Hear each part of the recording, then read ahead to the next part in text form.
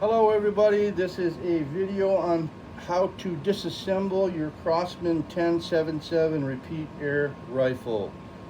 As you can see, I've already removed my source of CO2, which is a 12-ounce tank. Quick connect in there, but it's basically the same thing as the 12-gram power lid, except for not nearly as much PSI. The next thing that you always do is remove your clip. You don't want any accidents. I already know that this gun is empty. I dry fired it before we started this video, so we're good to go. The next thing that I'll get to is on my 10.77, I have a scope, and the scope has to be removed in order to open the action receiver up. So let's get these screws loosened up on the back side here. Your scope may be different if you have a scope, and not everybody needs a scope. I like it because it's just makes things more handy. I'll put that off on the side over here in a safe spot. The next thing that I'm going to address in this position is I am not going to remove my barrel cap or my barrel extender / silencer or my red dot, because it just messes with my zeroed in.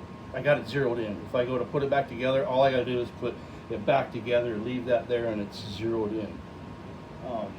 But what you'll have to do most likely is your barrel cap will look something like this. Phase 1, Phase 2, and Phase 3 are slightly different, but they all got the same hole in them. This one is a Phase 3, it's just got the fiber optics. What you'll need to do to remove yours is you need to take a piece of wood. Any old piece of wood will work. You're just trying to use the piece of wood so that you don't mar your gun, or you don't smack your gun with a hammer. And you put it right in there, and you just tap on the end of it with your hammer, and it'll come right off the end of the gun here. Easy peasy Japanesey. When you go to put it back in, though, you got to be very careful when you're putting it back in to make sure that it's going on the barrel, and you're not going to end up cracking this by smacking it with a hammer or something like that. All right.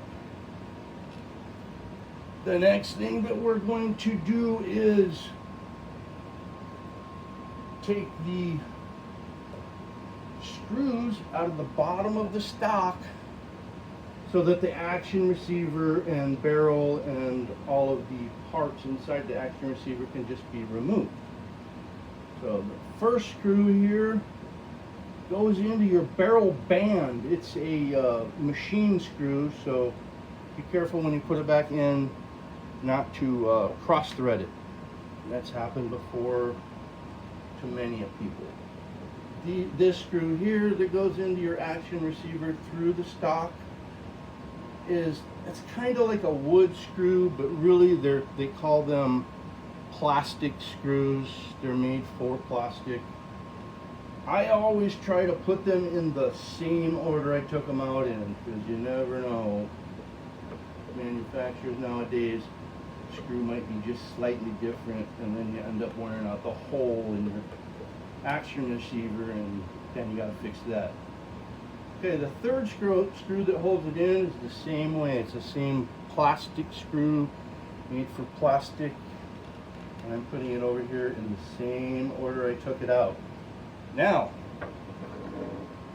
your action receiver will be removable from your stock at this point. All you have to do is lift up on this right here. Boom, it comes right out. I'm going to hand this to my assistant, and that's going to be the end of this video, because we have to change camera angles in order to do the down and dirty.